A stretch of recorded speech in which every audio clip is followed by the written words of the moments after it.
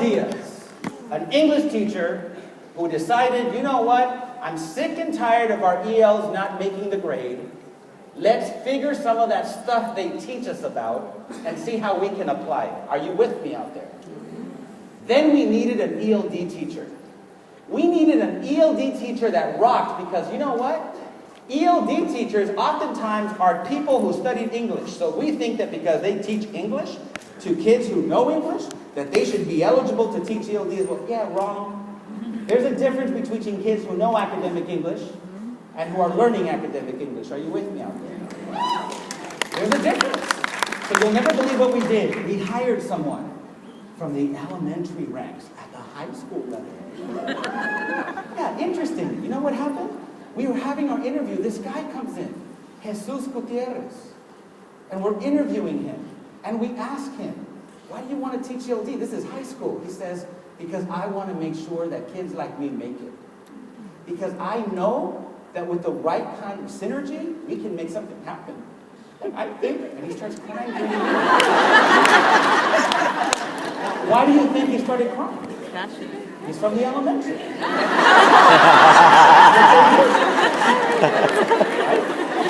And guess what? I almost started crying myself. My elementary almost came out. And I got excited. This guy said everything that we needed to hear. And then, ready for this?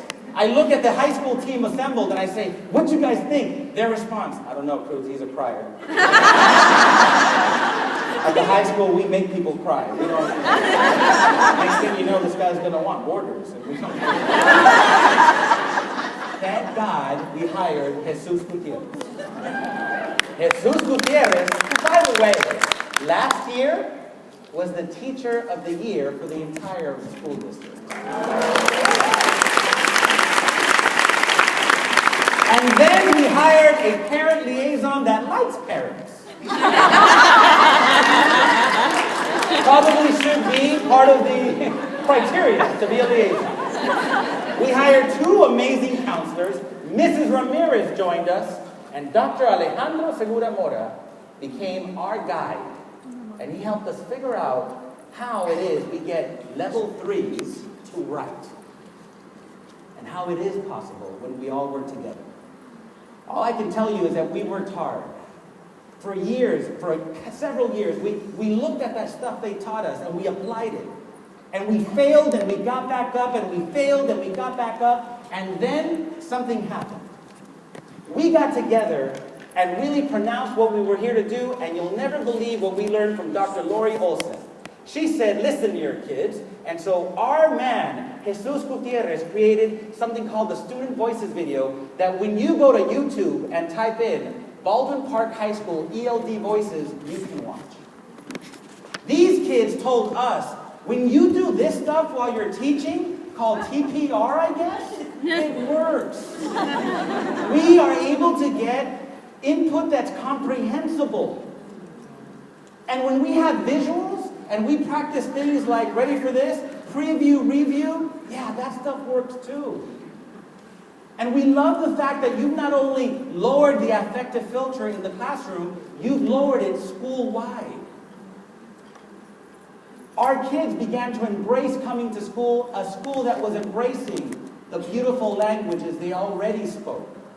And they understood that while they taught us Spanish and Mandarin and Cantonese, we would teach them academic English. And that culture thrived. And then all of a sudden, we looked at the data. That's where we were, and the next year, that's what happened. When we looked at English language proficiency, when we looked at CELT at the advanced and early advanced and advanced, and then look at our reclass, we had nowhere to go but up. And when reclassification took off, we knew we were onto something. And I'll never forget, Rosa Diaz, our leader, celebrating the fact that we began to close that achievement gap. And my friends, we also decided to do this. Feed the teachers and celebrate our accomplishments, because if you don't feed the teachers, they'll eat the students. When our reclassification hit 25%, passing up California, oh, we partied like it was 1999. Anybody know Prince? Yeah, we did that. If you don't stop once in a while to acknowledge the good work that we've done, you know what? We become zombies. And then we get an attitude, and we become frustrated. Are you with me out there? Yeah. Ladies and gentlemen, we discovered the power of what it is to make great things happen. And here's the thing. We were reminded about the fact that this woman, Crystal Kirkendall, says that educators are in the business of saving lives by becoming what she called merchants of hope. She said merchants of hope are people that let and remind kids, you can do this. Now, I love what Sanger Unified up north said. They said, hope is not a strategy, but it's part of the ingredients. And ladies and gentlemen, let me tell you that the lady that I met was the best example of someone who practiced this was Karen White at Holland Middle School, still there. White woman, doesn't speak any Spanish, but you know what? She wanted our kids to be successful.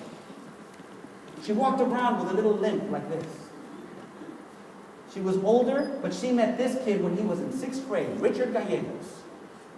And Richard Gallegos got handed a bad card. His mom took off because she fell in love with some guy when he was in 5th grade, left him to be raised by 3 dysfunctional sisters. This kid had every reason in the world not to make it. And this kid grows up. Here he's kind of cute. 6th grader, cute little baby face. He grows up to be kind of scary looking. 6'3", could not get the kid to want to play basketball because the shorts are too short. This kid starts hanging with the wrong crowd. But you'll never believe what Karen White started doing with him back at the middle school. She started bringing him into the library every day after school. And you know what she did? She had cookies and milk for him, and they did his homework. Thank you. Thank you. Yes, thank you. I'm sweating because it's NABE. Karen White did not give up on this kid. Every day, are you with me out there? Into the library, let's work on what you need to work on. And she caught him right where he was still being able to be influenced, yes? And he leaves the middle school, goes to the high school, and every day after high school, the kid never got in trouble because as much as his homeboys were saying, hey man, let's go and hang out, he'd say, gotta go. Guess where he'd go? He'd walk 45 minutes back to the middle school where she was an aide, and there was Karen ready to help him with his homework. Richard would go back to Karen White every day. And he hung with a tough crowd, ladies and gentlemen. I mean, this was the crowd he hung out with. These are some of our boys at Baldwin Park High School. Beautiful young men. One day I approached them on a Friday. My wife was taking my girls out for mommy and daughter only night. I don't have any sons. My grandson wasn't around. My dad, who's here as well, Papi Te Quiero, wasn't here. And you know what I decided to do? I walked up to these boys and said, hey, what are you guys doing tonight? And they said, we're just chilling in Baldwin Park, Cruz. What about you? I said, you know what? I want to chill with you guys. Are you serious, Cruz? Yeah, I'm serious. Orale, I said. As a South American, I say orale pretty good. Huh? I said, orale. Hey, but let me tell you something. I said, let me take you guys out in my car. And let's get out of Baldwin Park. Let's go explore other areas. I said, Cruz, are you serious? I said, I'm serious. I'll be here at 7. This is us. I took a picture of the event. I asked them to smile. That's what they gave me.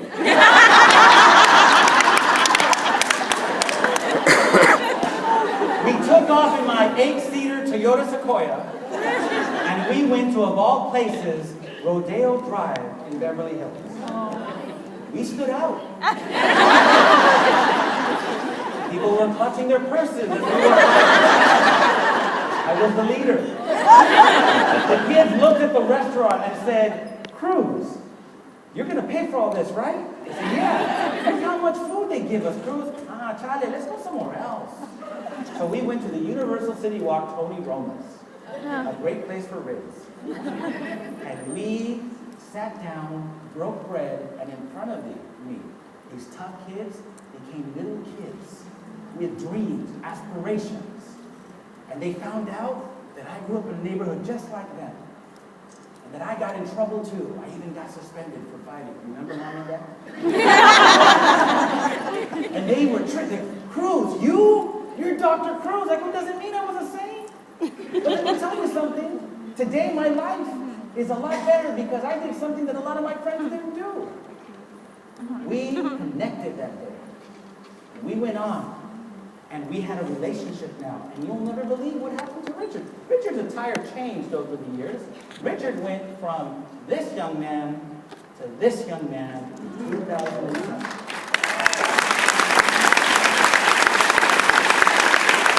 It's not because the principal took him out. It's because Karen White, an instructional aide, said, on my watch, this kid will not fail. Karen White is what she referred to as a merchant of hope. And Karen White, by the way, is also half amphibian.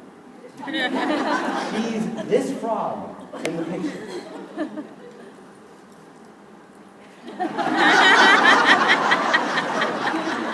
See, we need to leave NABE. We need to leave NABE with web feet. Are you with me out there? We cannot leave this conference and go back to business as usual. Because, my friends, this is what it's about. Now, here's the thing. Let's get real for a moment. I got to break this. This is how I'm feeling right now. We've done something very interesting to this word. I travel all over the country now. And I've always looked at the word ELL as a badge of pride. Guess what? Not everyone sees it as a badge of pride. I meet with teachers, good intentioned teachers, that look at their roster at the beginning of the year and say, oh God, I got 12 EL kids. What have we done to this word? You know what we need to do when we leave this conference? We need to get serious about promoting, not just with the people here that agree with everything we're saying, but with the people out there. And start letting them know, hey, you know what? 2 or 3 or 4 is better than 1. That's what we got to do. And I'll tell you right now who's doing an amazing job of doing this. AT&T. AT&T has got us all convinced bigger is better. Because we see these commercials, and because we still have our moral imperative, you know what happens to us? We become excited when we see this, right? Oh, this is a new one, new kid, watch this, watch this. And I'm convinced those kids aren't acting. They're being themselves. But now, this commercial has got everyone out there saying, hey, bigger is better.